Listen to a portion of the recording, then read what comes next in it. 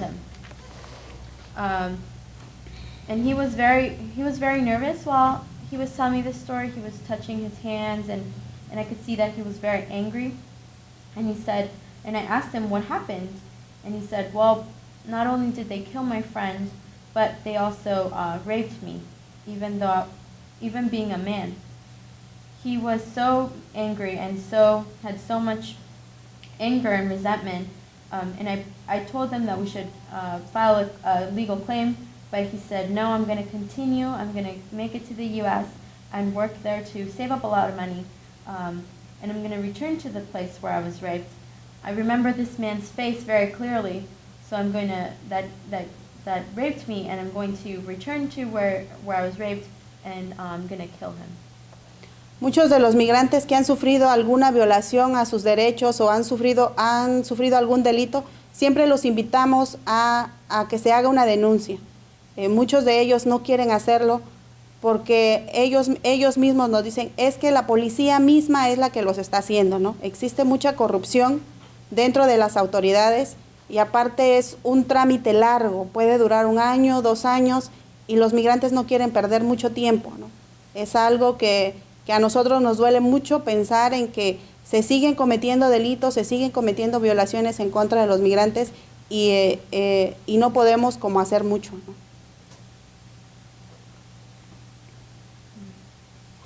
Many times when migrants' rights have been violated or they've been victims of crime, we always encourage them to go to the authorities, but they don't want to because migrants themselves will tell us that it's the police themselves who are committing these crimes because there's a lot of corruption in the authorities.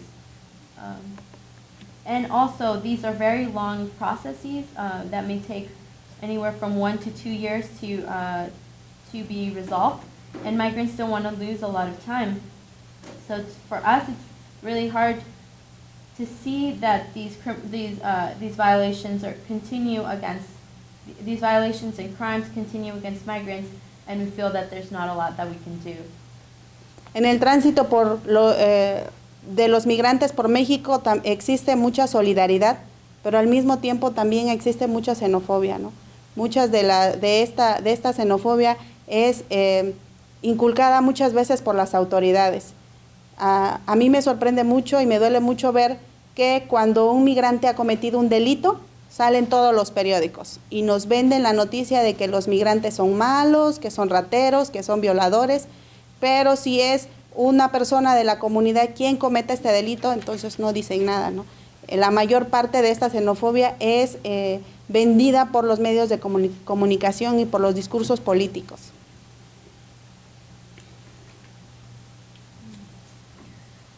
As migrants transit through Mexico, we see a lot of solidarity, but also a lot of xenophobia.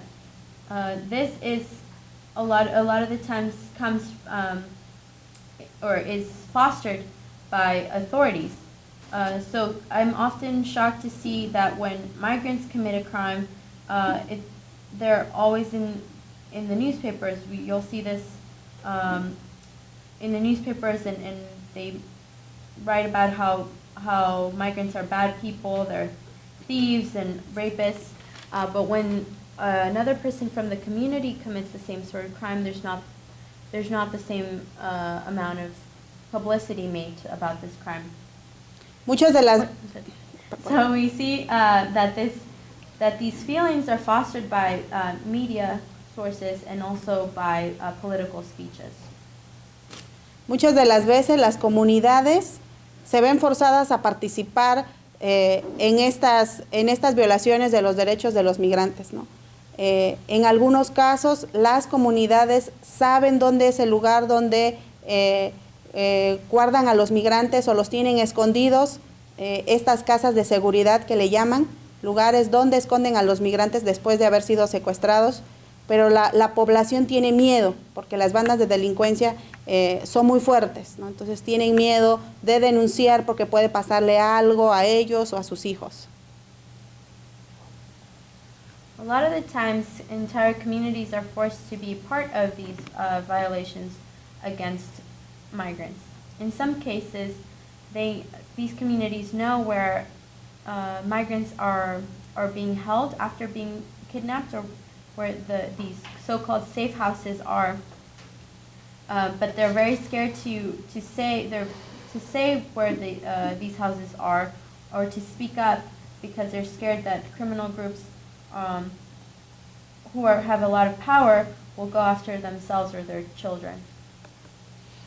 Pero también existe ayuda humanitaria dentro de este fenómeno de la migración, ¿no? Y uno de ellos, dentro de estas más de 50 casas del migrante, está la organización donde yo trabajo, donde le ofrecemos a los migrantes centroamericanos, les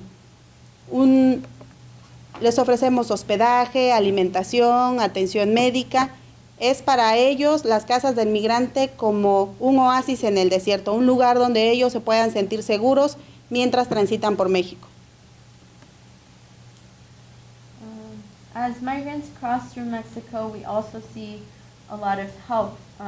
Especially, there's a network of over 50 migrant shelters, one of which is the organization that I work for. We offer Central American migrants in transit a place to stay, meals, medical attention.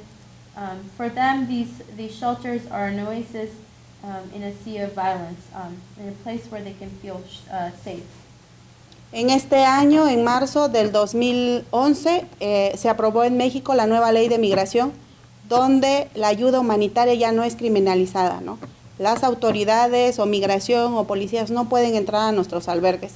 Esto es un respaldo que nosotros tenemos de que los migrantes saben que van a estar seguros dentro del albergue. In March of this year, 2011, in Mexico there was a new law that was approved, in which no longer criminalizes humanitarian help. Immigration authorities and police cannot enter our shelters anymore. This for us gives us a lot of, is very helpful, because now we know that migrants are safe inside our shelters. Dentro de la orientación que hablamos con los migrantes, les decimos cuáles son sus derechos, qué autoridades sí pueden detenerlos, qué pasaría si, a dónde pueden acudir si ellos se enferman. También otra cosa, como pequeño puntito bueno de la ley, porque no creo que toda es buena, es que los migrantes en tránsito pueden tener acceso a la salud, ¿no? Cada vez los casos nos rebasan, a veces pensamos que en este albergue nunca va a pasar esto, nunca nos va a llegar un migrante mutilado, porque el albergue donde yo trabajo, el tren no pasa cerca, está a 6 horas, ¿no? El albergue es una opción alternativa para los migrantes que no quieren seguir caminando por el tren. Entonces, he tenido casos de migrantes que el tren les ha quitado sus pies. Entonces, muchas de las veces las autoridades no saben cuál es su trabajo o no quieren hacerlo. Entonces, nosotros trabajamos mucho para que ellos nos apoyen.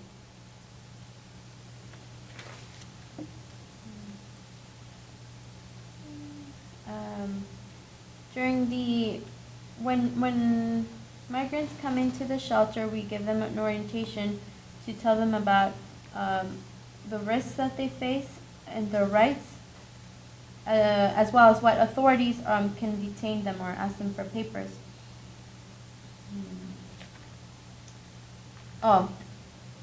This immigration law that I was just talking about, I don't think it's all very good, but it does have some good points, one of which is that now migrants have access to health care.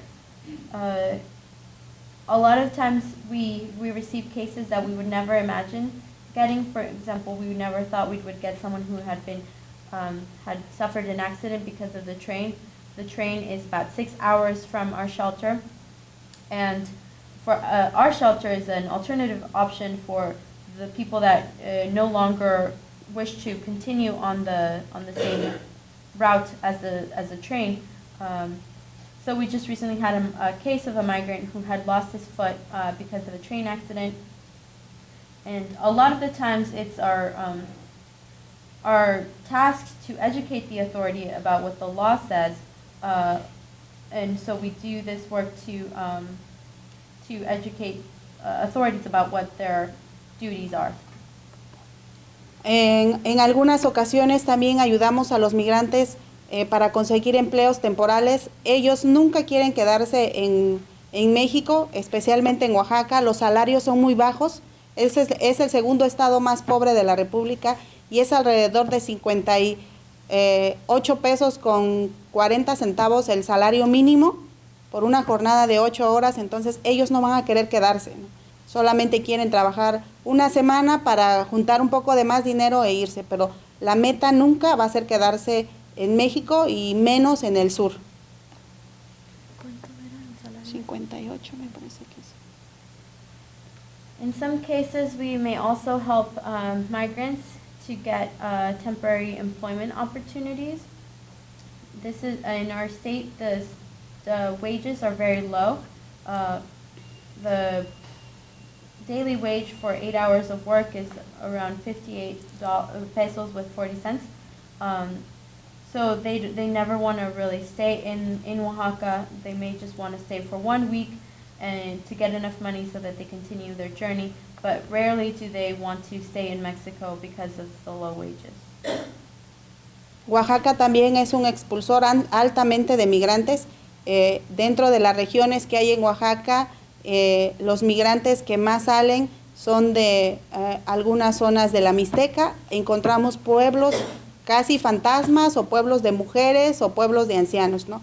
Muchas de las poblaciones de esas regiones han salido. Rarely do they want to stay in Mexico because of the low wages, and even less in the southern zone, which has even the lowest wages. Oaxaca is a state that sees high numbers of out-migration, especially in the Mixteca region. We find entire communities, basically ghost towns, or entire communities made up of only women or older adults. So this is a phenomenon we see a lot. Dentro de nuestra organización también ayudamos a hacer trámites para personas que buscan asilo político o refugiados en México. También ayudamos en la regularización o en su continuación de las personas migrantes que sí han tomado la decisión de hacer una denuncia. También apostamos mucho a educar a las personas. Creemos que cuando las personas conocen cuáles son sus derechos van a poderlos exigir, ¿no? Y también que sepan que los migrantes son personas que salen de sus pueblos porque no tienen oportunidad.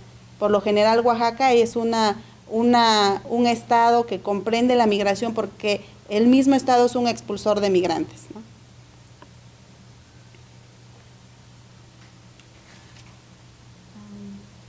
Our organization also works with helping people file their paperwork to ask for asylum or refugee status. We also work with people to file legal complaints against the authorities. And we like to put a lot of emphasis in educating people. We believe that when people are educated about their rights, they can ask that these rights be upheld. We also work so that people know that migrants are leaving their communities because of lack of opportunities in their communities. Oaxaca is a state that understands this migration phenomenon because it is a state from which a lot of migrants leave. También ayudamos a las familias de Oaxaca. Muchas de las personas de los familiares tienen migrantes que han desaparecido, ¿no? Oaxaca tiene alrededor de 60 casos de migrantes desaparecidos desde hace muchos años. Tratamos de buscar redes, de localizar organizaciones para que trabajemos en coordinación para buscar a estas personas. Muchos de los migrantes también son detenidos aquí en Estados Unidos o están en la cárcel y sus familias no saben, ¿no? Entonces alguien le llama diciendo tu esposo o tu familiar está en la cárcel, pero al otro día alguien le llama diciendo no está en la cárcel, lo tengo secuestrado y tienes que pagarme 30,000 pesos. Entonces muchas de las veces las familias llegan a nuestra oficina diciendo es que no sé qué hacer, no sé si en verdad está detenido o de verdad está secuestrado, yo no tengo dinero, quiero vender mi casa, quiero vender lo que tengo para que él regrese con vida. Entonces hablamos con ellos para que nos den la oportunidad de buscarlo y tratamos de buscar en las cárceles que hay ahí. La mayor parte de las veces cuando hacen esto, los migrantes sí están detenidos. Entonces, la corrupción que existe también dentro de las autoridades de abusar o de aprovecharse de esta situación que saben que los migrantes no van a poder llamar a sus casas. We also help Oaxacan families whose family members have migrated and disappeared. In Oaxaca, we have 60 cases of disappeared migrants, some of whom have been disappeared for many years. So we try to work through our networks to work with other organizations to locate, to find these people. A lot of times migrants are also maybe detained or jailed in the U.S. and their families don't know what to do, or sometimes they will receive a call from someone saying that their loved one has been jailed, and then the next day receive another call saying that their loved one isn't in jail but that has been kidnapped, and asking for 30,000 pesos in ransom money. So migrants come to us and saying, I don't know what to do. I don't know if my relative is in jail or if he's kidnapped. I don't have any money. I don't know if I should sell my house or the little bit of property I have. So we ask them to give us some time to look through our contacts and find if the migrant if their family member is detained in the U.S. And most of the time we find that they have been jailed or detained by immigration officials. So this is an example of the corruption that exists, and that these people are taking advantage of the situation when they know that migrants won't be able to call their families or their homes. Este señor del sombrero está platicando con los migrantes. Él perdió a su hijo en el desierto en abril, el 3 de mayo del 2009. Él se quedó desmayado ahí. Es un proceso que nosotros estamos ayudándolo. En este día que tomamos la foto, él tenía como un mes y medio que sabía que su hijo había desaparecido. Él pensaba que su hijo que había perdido la memoria, que una persona buena en un pueblo del desierto lo tenía y lo estaba curando. Ahorita ya llevamos más de 2 años buscándolo y lo único que el Señor quiere es que sus restos, el cuerpo de su hijo, lo que quede de él, regrese a su pueblo. Entonces, él ahorita está muy enfermo, la tristeza de no saber nada de su hijo lo ha desgastado bastante. Todavía aquí él tiene mucho ánimo de pensar de que ha pasado poco tiempo y puede encontrarlo. This man with a hat here talking to migrants lost a son in the desert. May 3rd, 2009, his son was lost in the desert after he fainted there. We have helped him with this process to find his son. When this picture was taken, it had only been a month and a half since his son was disappeared, and the man believed that someone had found his son in the desert. Someone in the nearby communities had taken him in, and his son had lost his memory, and that's why they weren't able to find him. But it's been over 2 years since we've been looking for his son, and now all he wants is for his remains to be returned to his community. He's gotten very sick. The sadness of not finding his son has worn him down, and all he wants now is for his son's body to be returned.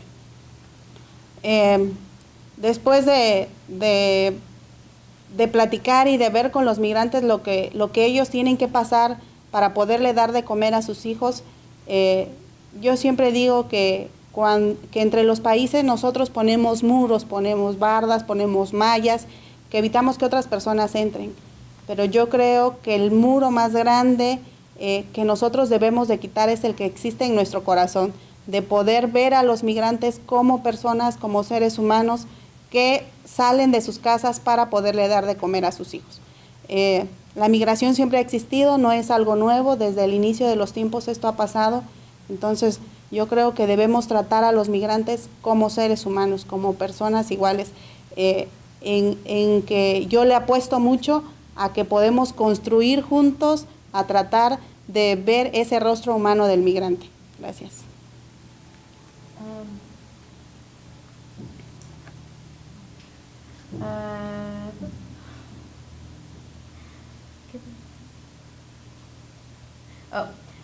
I know that one of the things that I know that countries put up walls and borders and gates to avoid certain people coming in, but I think the biggest wall we put up is in our hearts. We must tear down this wall so that we see migrants as human beings and as people that leave their countries to be able to provide food for their families. Migration has existed since the beginning of time, has always existed since the beginning of time, and so I think it's time that we treat migrants as human beings and as equals. And I invite you to work together to show migrants and their human faces and to improve the conditions of migrants. So thank you.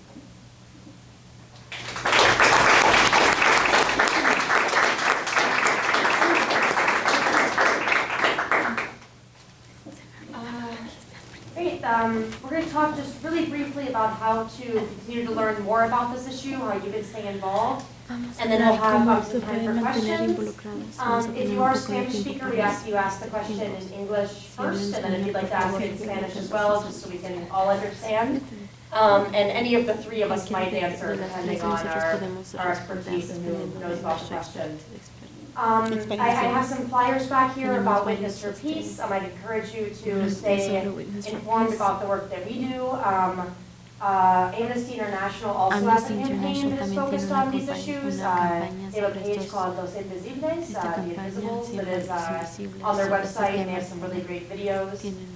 We have a new series of videos. One is focused on Nancy and her work, and they're on our YouTube page, Witness for Peace, so you're welcome to go on there. They're about 8 minutes each, and just really great interviews with migrants, and you can hear directly from them. I'd encourage you to think about going on a delegation with Witness for Peace to see firsthand the effects of U.S. policy. I'd also say when you go on a delegation, you make a commitment to come back and present the information that you've learned to your communities here, whether that be your church or your university or a social service agency. Also, it just really gives you a lot of clout when talking to Congresspeople about what you've seen. Either today or tomorrow, the U.S. government U.S. Congress is going to be voting on some new free trade agreements, Colombia, Panama, and Korea. And really, I just got back from a delegation to Colombia and being able to say, like, I talked to these Afro-Colombian communities, they're against this is what they said. It just gives you a lot of clout in those conversations. I'd encourage you to call your congresspeople today and tomorrow about the free trade agreements. It really has led to more poverty, less opportunities for people in Latin America, and we're extending those to Panama and Colombia. There's just bound to be more immigration coming from there, and just less opportunities in those countries.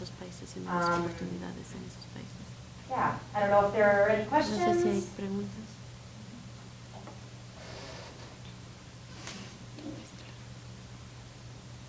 Yeah. Maybe just a small detail, but she uses the phrase migrants that are in transit, which I assume means, they're going through Mexico, hoping to come out on the other side. Is that any sort of like a legal status or official thing? Because, a person in the United States could just say, well, I'm not really coming here, I'm in transit to Canada. So I'm just curious, is that an actual status that Mexico recognizes to refer to as being part of the law, like migrants in transit? That's just a curious Este es un detalle, tal es un detalle técnico. En Hablas mucho de los migrantes en tránsito, pero asumo que están pasando por México con la esperanza de pasar al otro lado, de llegar a los Estados Unidos. ¿Este es un estatus legal que tienen, un oficial que tienen en México? Porque en los Estados Unidos, si alguien viene aquí y dice, bueno, soy migrante en tránsito, no creo que haya el mismo estatus, pero esto es un estatus que el gobierno de México reconoce.